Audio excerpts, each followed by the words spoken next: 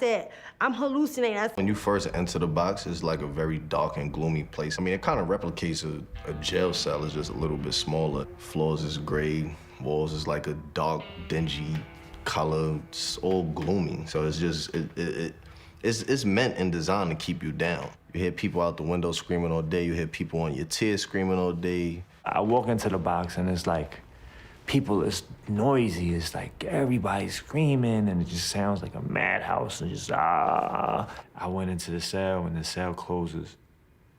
And then just that sound that the cell, like that sound that the cell makes when it closes is like, it's a crazy sound. It sounds like a dog kennel. Like imagine like 20 different breeds of dogs on the same so-called tier in cages and hearing just so many different, sounds of barking. That's what it begins to sound like, It's madness. What I found myself doing was pacing back and forth, talking to myself, doing push-ups,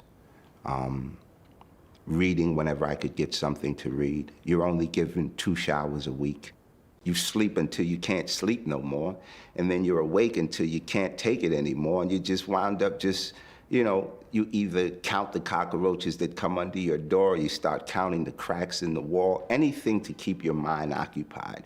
I used to look at, like paint chips on the wall, and they would become figurines. You look long enough and, hard enough, they stop moving around there. So now all of a sudden you got your own private movie theater. So I get up and I bang on the window door and I tell one of the officers, I said, look, I need to see a therapist.